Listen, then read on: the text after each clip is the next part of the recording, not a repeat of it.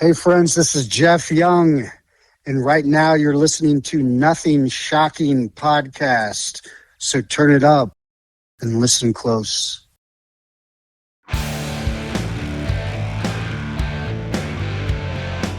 Want to know what's going on in the world of music?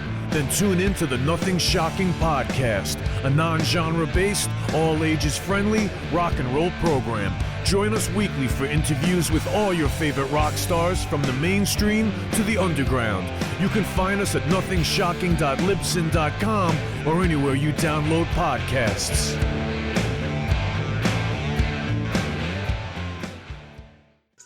We're putting the band back together. The numbers all go to 11. I'm talking about bands that rock. Led Zeppelin. What about Sabbath? AC/DC. Motorhead. Does that mean it's louder? Is it any louder? Well, it's one louder, isn't it? We're not worthy! We're not worthy! Why don't you just make 10 louder and make 10 be the top number and make that a little louder?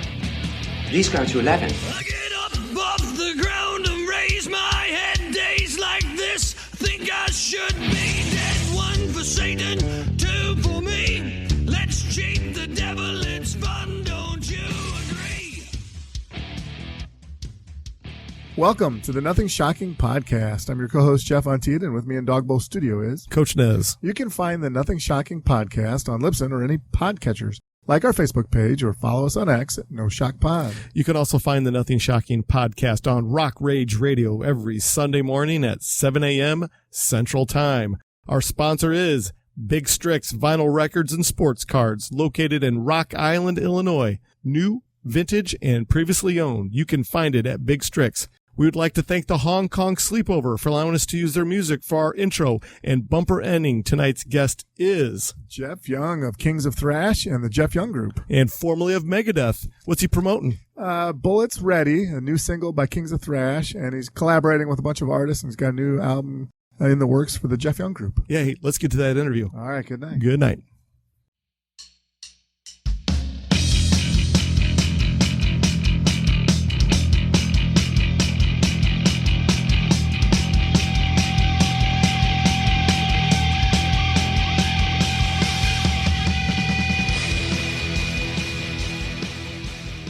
Jeff, welcome to the Nothing Shocking Podcast. I'd like to introduce you to my co-host, Jeff Untied. Yeah, Jeff, thanks for joining us tonight. My pleasure, my friends, and hello to everybody out there in Radio Land. Absolutely. So let's get right into this. So Bullets Ready is the newest release from the Kings of Thrash. It's unique, and it features a duet with Chaz and Gabriel Connor. Can you talk a little bit more about the recording of this latest new endeavor from Kings of Thrash? Oh, there's so much to the creation of that tune. What do you want to know? Let's talk about the writing and recording process behind it. Well, writing usually comes first, and that came actually long before Kings of Thrash was even a seed in anybody's noodle. Yeah. Perhaps you or some of your listeners have caught the recent Nick Menza documentary that's floating around. Yes. And they might have noticed I'm in that. And there's also music in the movie. Not a lot, but there's some. And that's actually how Bullets Ready was created and born, although I ended up yanking the song and kind of holding on to it. And it's not in the movie, and which was a bonus and a gift for Kings of Thrash. But what happened was during the filming of that movie, Nick's facilitator, quasi-manager, contacted me and asked if I wanted to be a part of the movie, be interviewed in the movie. And of course, and I guess many people don't know that on the road with Megadeth to escape the debauchery and mayhem that was going on with certain band members, I opted out of the Rockstar hotel rooms and lifestyle and room with the drum tech, who was Nick Menza, and we became great friends and pals. He was on my radio show a couple times. he came to MI, and we jammed with students there when I was teaching at Musicians Institute. So Nick and I had a long friendship. It was natural that they would ask me to participate in the movie. This cat ended up sending me 4 drum samples of Nick playing just isolated tracks, Nick by himself.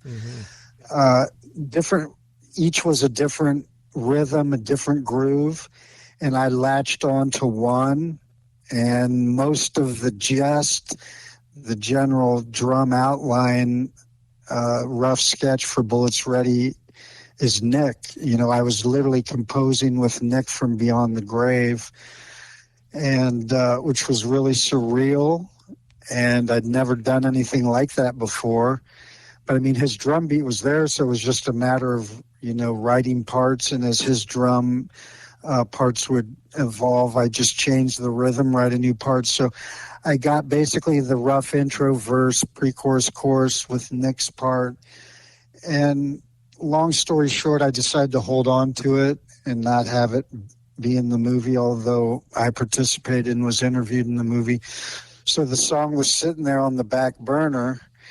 When we went to film the movie, and this goes into how Kings of Thrash was formed, David Ellefson was in L.A. We were filming in L.A. the footage for the Nick Menza movie. The night before the filming, we all had dinner at the Rainbow Bar and Grill. Everybody knows about the infamous Sunset Strip haunt. And just as we were standing up to pay the bill, I sang a tune that David and I had been demoing 30 years ago for what would have been on Rust in Peace. I sang it in his ear as he was looking at the bill. He goes, "Dude, I totally remember that song. We got to get in a room and work that up." That song was Bridges Burned, and when we got in a room to work that up, I came in with a second tune, which was Bullets Ready. It became Bullets Ready. We demoed that song up. 2 months later, David came back to LA. We demoed 2 of his ideas. Those are still on the back burner. We released Lockdown, which Chaz wrote. Yes. Kind of everything came out of order. Songs just kind of evolve organically. Bullets Ready's been sitting around for 3.5, 4 years. Just, you got to allow songs to write themselves. The music was there. We recorded the basic tracks, drums, bass guitar, and the basic first rhythm guitar probably 2 years ago in Mesa, Arizona. We recorded those 4 songs. David and I wrote Bridges Burn, Bullets Ready, and there's the 2 David wrote. And so they've been sitting around while we were on tour, on the tour bus, dressing rooms. Every once in a while we'd pull out the song, and we all kind of collaborated on the lyrics. You know, I kind of had the chorus, Bullets Ready, and the melody that was going in the chorus. And so we had a rough sketch of lyrics. And on our recent U.S. run, Kings of Thrash had the band Red Devil Vortex opening for us.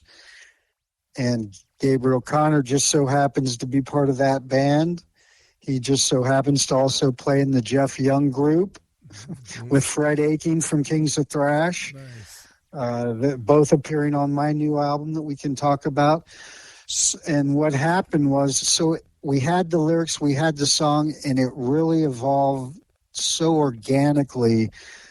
Ace Frehley passed, as we all know, and while we're on tour, we're like, hey, for the encore, let's do Cold Gin.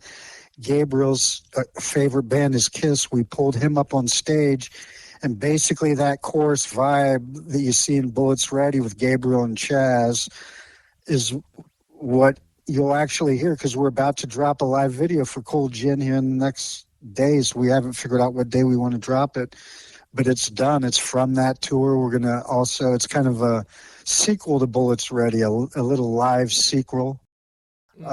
So it all happened organically. Gabriel was singing with us. So once we got off tour, you know, I said to David, hey, dude, Bullets has been sitting there. Why don't we have Gabriel kind of front that tune? He's got such an amazing voice and tonality, timbre to his voice and presence. And it was just so cool how it went with Cold Gin. So it all just worked out. And then we gave him the lyrics, and he actually gave another crack and sculpted them and changed about half the lyrics and really took him up a notch. And he's a real craftsman with the lyrics. And if you really listen to the lyrics, there's really a definitive message. It's kind of a call to arms in no uncertain terms. You say you want a revolution? It's fantastic. Well, yeah, let's just, you mentioned the recent run, the tour, and you guys hit Canada, a little bit of the Northeast and Colombia. Can you talk a little bit about that tour and how it went and is there a highlight of the shows? The U.S. run I spoke of was even before those. Yeah. We've done 4 or 5 U.S. runs. This global thrash tour we've been on has gone on now. And let's just kind of rewind back to that night at the Rainbow. And then we did the Nick Menza filming, and David and I are writing some originals. We never planned to play any Megadeth. Yeah. We were just going to put out an EP. Right. What happened was, and maybe some folks are familiar through social media and some of the music magazines, there's a bi-weekly event happens at the Whiskey called the Ultimate Jam. Yes. They even have it now. It's happening at NAMM, at the NAMM show. They do it in the arena now. So basically the Ultimate Jam every other week is a different theme. And there's a bunch of local up-and-coming, the hottest musicians in L.A., a lot of indie and some internationally renowned musicians all join in. Sometimes there's 50, 100 musicians on stage in a given evening. I've played there tributes to, 1 year after Eddie Van Halen was a memorable one. Randy Rhoads Remembered there was a great one. Kathy Rhodes was there, and I always loved seeing and playing for her. So I had been doing a few of those theme nights, and they gave me a call one week and said, we're doing a Big Four theme, which would be obviously Metallica, Megadeth, Slayer, and Anthrax, and would you like to participate? Of course, I said yes. And by the way, I happen to be writing songs with David Ellefson. Would you like me to call him and see if he'd pop over from Atlanta to LA and join us? And he did, and they matched us with Chaz Leon, our singer, guitar player, who fronts Kings, and Fred played the Slayer that night. We didn't actually see him that night, but caught him days later in some videos online. I was like, there's our drummer, and Kings of Thrash was born that night. David's management said, you guys got to take this act on the road. Killing is my business in its entirety, and so far so good, so what in its entirety. And we've done that across the U.S. Nice. Since then, we've done Peace Sells in its entirety.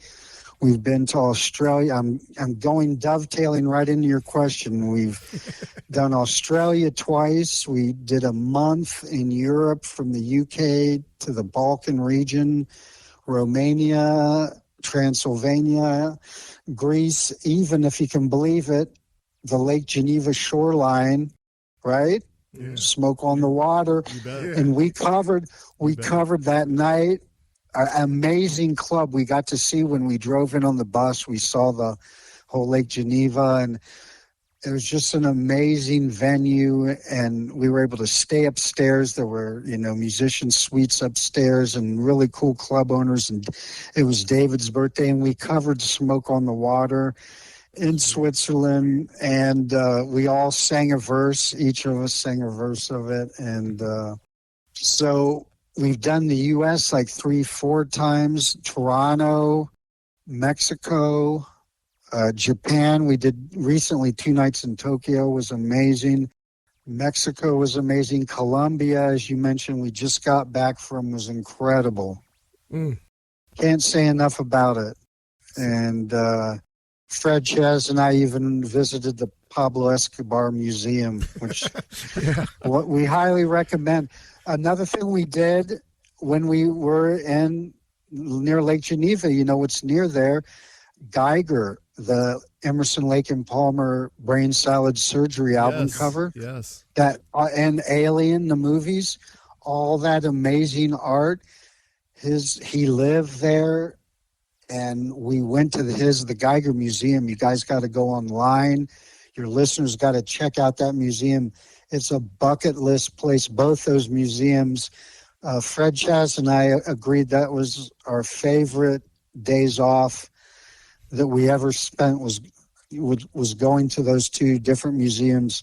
Totally different subject matter in two totally different countries, but just amazing. And the fans in Colombia went wild. I'm just watching videos back that I filmed, and some of the stuff I'm seeing, they're singing every lyric and riff and lead line almost louder than we can play it. They have all the licks memorized. It's pretty feverish. Yeah. And everywhere we've played has been incredible. It's been, who would have thought, who could have thunk it, that all these years later, I'm in my 60s, bros, that we're out here playing this athletic music and, jumping around on stage and seeing new generations of not only people who were there back in the So Far So Good So What days, but bringing their children. Yeah, absolutely. And that's got to be one of the most magical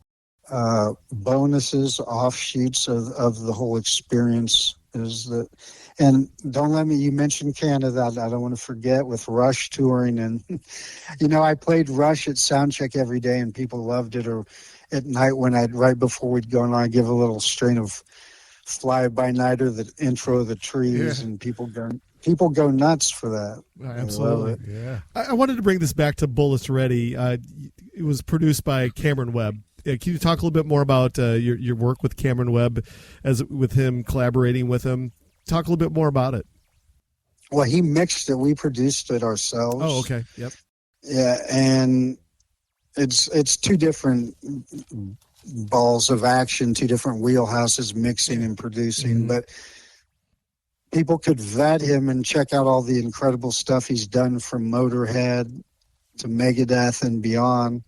I mean, he already had his hand in Megadeth, so it was a natural thing. I don't even know who recommended him, and I talked to him a lot on the phone during the mix, since it's such a guitar-heavy song, and the guitar is kind of idiosyncratic, being in that there's lead guitar happening through the whole song, like double stops happening kind of through the verses. There's kind of like in Soul Man, remember that tune? There's quite a few tunes who have this kind of two-note lead guitar double stop under the vocal in the verses. So he and I talked a lot about how we wanted to treat that and mix and blend everything, because there's a lot going on and a lot to be heard. So he was really easy and fun to work with, and I think the mix came out great. Fantastic. Yeah. I was going to ask you a little bit about, the video promotion for Bullets Ready and Lockdown. I mean, I'm always surprised as a fan of music. I grew up in the MTV era, love watching videos of bands. Being young, you kind of fantasize about how much fun that would be to get in and do one of these videos. And then you talk to the guys, and they're like, "Oh, I hate doing videos." How's it work for the band? We love doing videos, man. If you hate doing videos, you're in the wrong business. Yeah. It's a big part of it. And even think back to even back before MTV. I mean, MTV really put videos on the map, but bands did videos back in the old days before MTV that were on Midnight Special and Soul Train and all the rest. Mm-hmm. I want to give a shout out to our drummer, Fred Aiken, because he and his partner Holly have directed both videos. They directed, and they've got a partner, Vinny. So it's kind of guerrilla video action. We found a really cool facility in Los Angeles that you rent this place, and imagine you go in, all the rooms that you see in Bullets Ready and Lockdown are at the same facility. Okay. And you just go, it's like an amusement park of sets. Like the money table that I'm on was just there. I wonder how many rap videos they've used that in. And there was the funny aside. There was a laminated sign there on the money table when we walked in that said, "Don't, throw the money or let it hit the ground." It's the first thing we did. Of course, we got people off camera throwing the money at me, and Gabriel's picking it up and throwing. It was just awesome, that whole experience. And then you notice I was lucky to learn from a buddy about this airplane graveyard. They may be the planes that they blew up in the movie 30,000 Miles from Graceland? Mm-hmm. Or 3,000 Miles from Graceland, yeah. Whatever. It's a popular movie. Many folks have seen. I think I even caught it, but I went out to that airplane graveyard. It's a little bit outside Vegas, and so all the scenes of me outside shredding in front of the airplanes, that was so fun. I mean, how could that not be fun? Right. And so, yeah, both videos are a little different, but they kind of go together. I found it very ironic that following up on our lockdown video, Megadeth's Tipping Point video chose to use the same exact setting that we used in lockdown. Oh, yeah. Yeah. I wonder when anyone's going to mention that out loud. I guess someone just did. Absolutely. Well, I wanted to bring this back to touring. This August, you're going to be in Norway, the UK, Ireland. What can your Europeans fans expect from as far as a set list goes from this upcoming tour? And on the flip side of it is that Norway fascinates me with the black metal movement there and their appreciation for heavy metal. But can you just talk a little bit more about what your European fans can expect from this upcoming show or shows? I feel like for those fans in Norway, we'll be like Air Supply, like we're going to be mellow. Yeah. When we played Romania, and I met this really beautiful girl, and we were hanging out after the show. And I was talking to her and kind of flirting with her, and I was like, "How you like the show?" And she was like, "Oh, it was good. It was really good, but I like really much heavier music." I was like, "Whoa, okay." Yeah. I was like, I'm too lightweight for this gal. But that's one place I've toured a lot, both with Megadeth and, I did a whole world music Brazilian flamenco kind of thing for, about 4.5 years. Never been to Norway, so I don't know totally what to expect, but very much looking forward to playing there. I think we have 5 gigs there, and then quite a few more, UK and Ireland. Our last gig, I believe, ending in what was my favorite gig of our last European tour, Belfast. And what an amazing, amazing city. We went, not only we played great, that was a memorable gig. I remember that show. And there's some of it, I think even on Kings of Thrash, we might have Cold Sweat from Belfast or something up there. But some friends took us out in the city, at night into the center square, and what a great, like, I could move here. So we're really looking forward to it. And as far as the set list, we're doing So Far So Good So What in its entirety. Plus, we focus, our bag is like the early albums, deep cuts, Killing, Peace Cells, So Far So Good So What. We do some, Friedman Menza era stuff. We do Tornado Souls and Symphony sometimes. But when you're making a set list and you only got because our set list is brutal.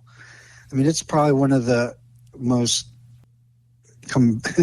combative, demanding set lists for a band to play when you're doing songs like Tornado and Skull Beneath the Skin and Set the World Afire and Liar and just keep hook and mouth. You put all these songs together, and that's a lot of intensity. And so it's really hard to pick what songs you're going to put in and leave out. And we're like, should we do symphony because it's a hit? But what which would you guys rather hear, symphony of destruction or skull beneath the skin?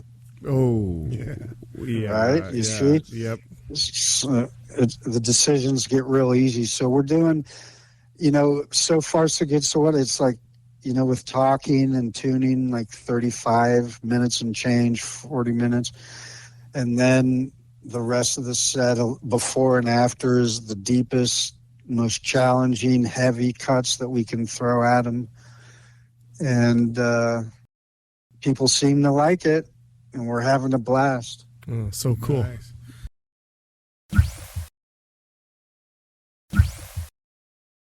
Yeah, so one of the things I like, when we're talking to artists like yourself, and you're known for, Guitarist and Megadeth, or Guitarist and Kings of Thrash, but you've got this other side where you talked about doing the flamenco and the other thing. But let's talk about the Jeff Young group. What can our fans that aren't aware of the Jeff Young introduce us to it? What's the newest incarnation you have working on? Well, it's a project a long time coming. The reason I called it group, because it's really a group of musicians. I have several different drummers on my album, a few different bass players, a few different singers, and a cellist, pedal steel player. Much like if you think of Jeff Beck Group or Tommy Bolin back in the day, Santana, they had a host of musicians. You couldn't necessarily name anyone else in Santana's band, right? But they're all killer. Yeah. Yes. Right? They're all killer. So same deal here. And a lot of the people on they're just the most A++ phenomenal musicians on the planet. I'm so blessed that they've crossed my path. The album is called Revolutions, with a capital E on the second letter, rather than the first letter, to emphasize that it's not only the revolutions of a turntable. You say you want and we need a revolution. It's my evolution as a musician, a songwriter, an evolution of the musicians that I've met over the years.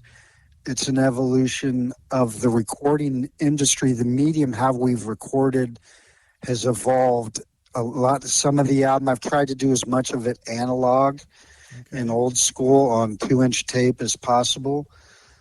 Sometimes it wasn't possible when your cellist is on tour with Cirque du Soleil in Finland and she's doing the tracks backstage before she goes on. So, so it's just a really life's work project where I mash up a lot of different styles of music. There's definitely some metal and hard rock and rock influences, but it's definitely not just that.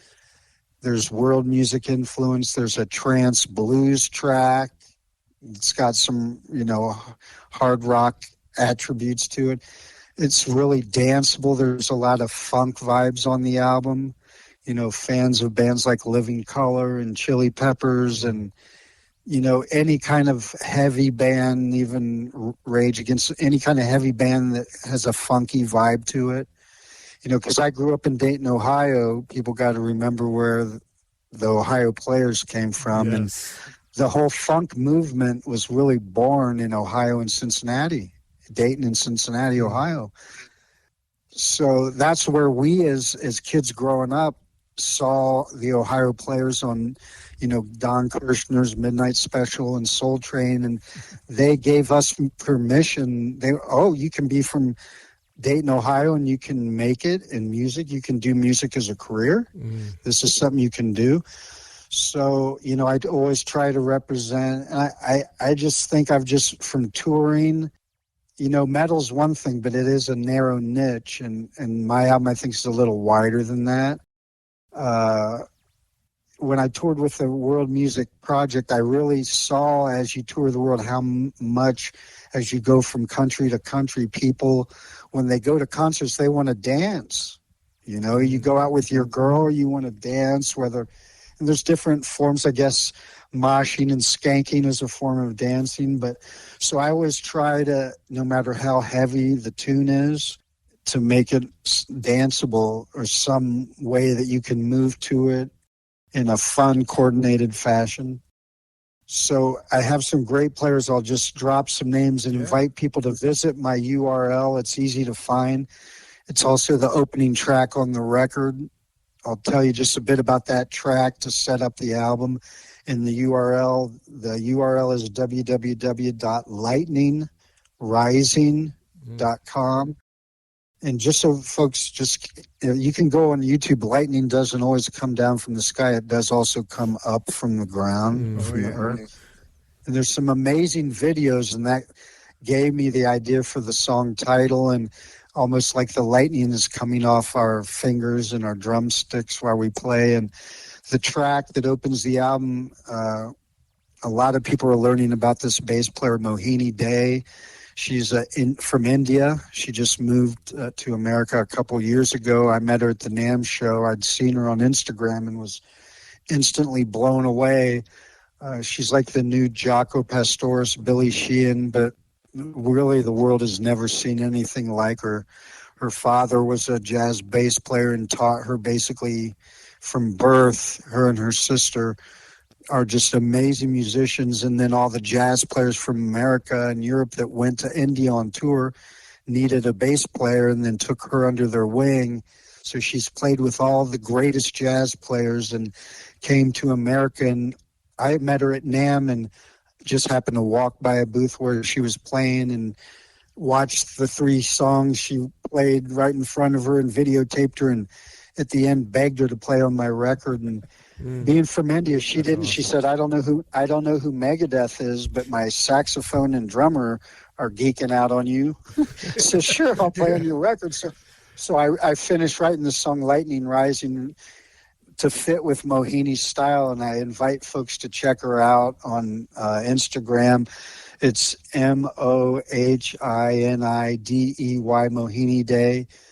And if anyone who saw the Coldplay tour, which was the biggest grossing tour of the year on Polestar, I actually saw it here in Vegas. Mohini gave me tickets. She landed the gig within a few months of moving here from India with Will Smith's daughter, Willow Smith. And she has a band of 20-something prodigies.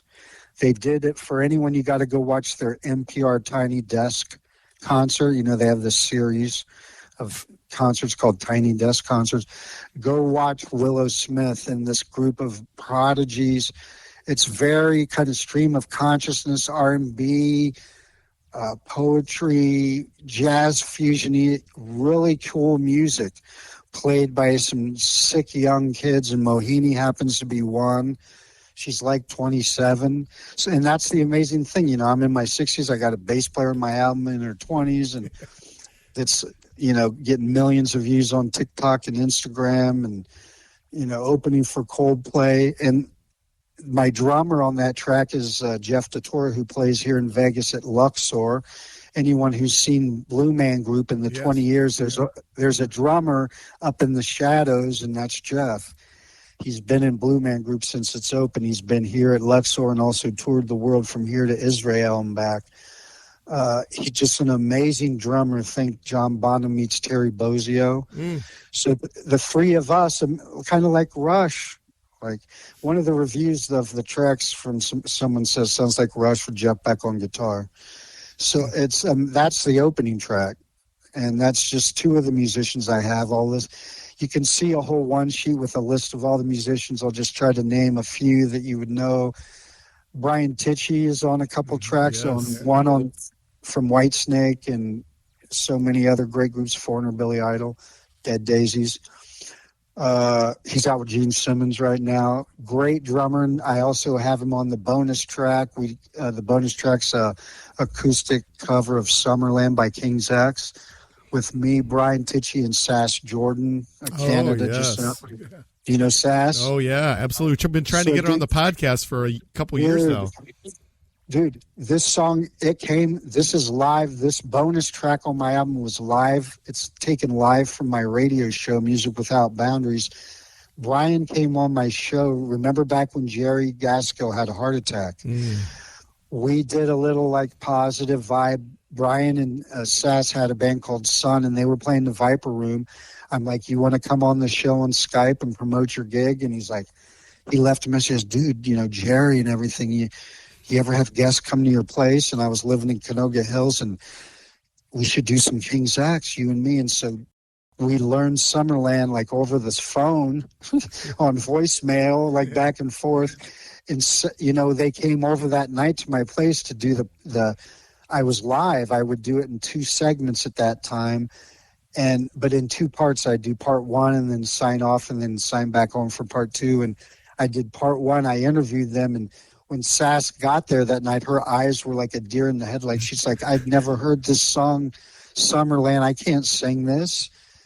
And I don't even know this song. And I said, hey, how about this? We'll do the interview part, and in the break, we'll rehearse it. And if you don't feel comfortable, we won't do it. Dude, we rehearsed it on the break, and she's reading it off her iPhone, singing it. When you hear it on my record, everyone I've played it for, they don't believe the story I just told you. She sounds like she's been, you know how great Sass is. I mean, she just killed it. I mean, maybe it was the pressure. We'd rehearsed it once, and we were live, and she just delivered, dude. And I improvised the solo, and it was really cool. And Brian played guitar, and me and Brian improvised. So that's the bonus track. I've got Rick Firabachi on bass from Brian May, Blood, Sweat, and Tears, and Shakira. He's played with a ton of people. James Lomenzo's on bass. He's played with a couple people you guys know. Some great drummers, Jeff Bowders from Satriani and Paul Gilbert. Shane Gallus has drummed with Yngwie and Michael Schenker. I want to mention Tina Guo. You've all heard her in practically every recent Hollywood movie, from Jekyll Hyde to the video games like Call of Duty. She's the cellist in all the Hans Zimmer movies. She went out on tour with the big Hans Zimmer tour. Just an amazing cellist from China. I had her on my radio show, bribed her to play on the record.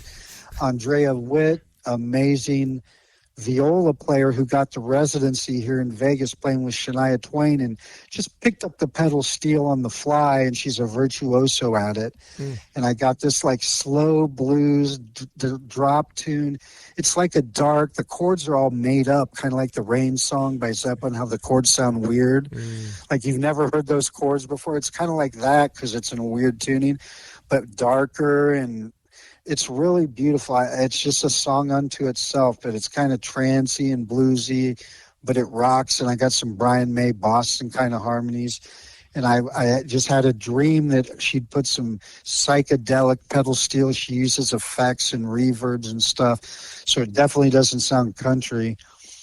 And so I got some great singers. You guys might know a band called Sons of Texas. If not, you should also check out on YouTube the song Baptized in the Rio Grande, because that singer's on 2 tracks of my album, Mark Morales, and he's a beast. It's kind of a cross between like Phil from Pantera meets Alice in Chains, but on his YouTube channel, singing Simple Man with an acoustic guitar, and it'll make you cry.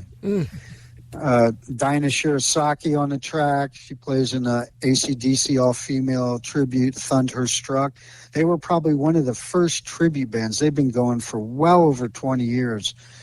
Have been from here to all the Gulf War, Desert Storm, open for Journey, Foreigner. Just a phenomenal vocal talent from Los Angeles that more people should hear this gal's voice. So she's on a track that I play with dobro guitar, which is really cool. I'm a big Chris Whitley fan, and I love dobro and resonator guitar, so she's on that. Sass Jordan, of course, and then I have a song that's dedicated to Jeff Buckley, kind of an homage. Any Jeff Buckley fans, I think, are going to love this tune. I play flamenco guitar on it. Matt Chamberlain is on drums. He's only the last drummer that was playing with Soundgarden when Chris played his last show.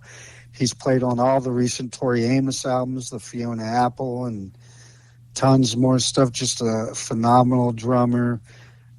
Great bass player. Unknown cat from Asheville, North Carolina, Jake Wolf on bass. And I just heard the track on some great speakers. I'm like, wow, man, his bass is astounding. So it's like, put me on the back burner for a minute and come hear all these amazing players. Some of them you know, and some of them you would never know had they not been brought together in this collage, this kaleidoscope of musicians, and some of them playing in styles that you might expect them to play in, and some of them playing in styles that you'd never expect. And I think that's the fun of the album. I think people are really going to be surprised once they really sit down and have a real good listen and put an ear on the record. Oh, so cool. I did want to bring this back to the Summerland track, and Doug Pinnick's vocals are not easy to try to make your own as far as, and that song is so beautiful. What made you pick that track? Well, Jerry was going through a thing. It's a very emotional track. The Summerland of our lives. I mean, it's poignant. There's a poignancy to the lyric. Brian actually suggested it, and they do it heavy electrified. We're doing it. The version on my album is totally acoustic, with Brian Tichy and myself both on acoustic. It's a drop detuned song, and we're both singing the harmonies. And I can't think of anyone else better suited to take on Doug's vocals than Sash Jordan, and she killed it. And with the story background I just gave you, it's even more impressive when you hear her do it. And that's just a bonus track, because there's, on vinyl, you can only fit so many tracks on a record, for fidelity's sake. And there's 8 tracks on the record, 4 per side.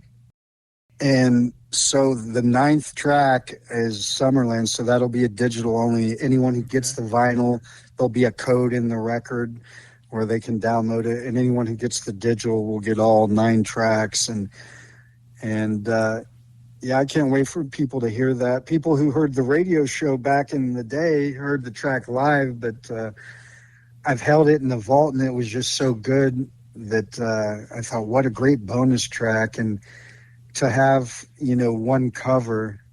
And I think this album, my album, there's a lot of King's X vibes on the record in the track, and that track, Slow Burn, the trance blues track, Monsoon, the Gypsy Soul, the Dobro song. A lot of the songs, I just think it's a natural fit for King's X fans. Are going to just love this album. So throwing that track is just a way to bring them on in. Oh, so excited. To the party. Yeah, so excited for you. Can't wait to hear it. And thank you so much. Me too. I mean, it's been, because I funded it myself so that I could own the masters. And when you're doing it 2 inches on 2-inch at 500 a reel, and you can only fit 2 to 3 songs per reel. So like if a song's 2 takes, or you do 3 takes of a song, then you're done with a reel, and that's $500 shot. And the studios where you can record that even have analog machines anymore are few and far between and more expensive. So, I hope that folks will appreciate. I think that because we're analog creatures, if you Google "are humans analog creatures?" we're not really meant to input all this digital Wi-Fi and everything that's floating around in the atmosphere. So part of the hypothesis for this album was to record as much analog. That's so awesome. Maybe it'll resonate and touch people really deep down. I think that's why the older music hits people harder, is because maybe it was the recording medium. Yeah. And that it was recorded in analog. I'm just taking a wild guess here in the dark. Well, we're running out of our allotted time for the evening, but I got one more question for you, then we'll leave you alone for the night. So I wanted to touch upon your 2009 Equilibrium album. And it's such a cool album because it features so many different genres of music on it and styles of your guitar play. Can you talk a little bit more? I know when I read about it, you had spoke about that it took many, many years to record that album. Can you touch upon that album just a little bit, and I guess maybe compare and contrast that album to what you got coming out now, as far as I guess maybe maturity of play and maturity of songwriting? Well, that album's out. You can't even get it anymore. I only printed 1,000 copies. Mm-hmm. I'm gonna give it. I'll probably get a new distribution licensing deal and put it out with new packaging. There's actually a track that I had recorded that wasn't on the album that I could include.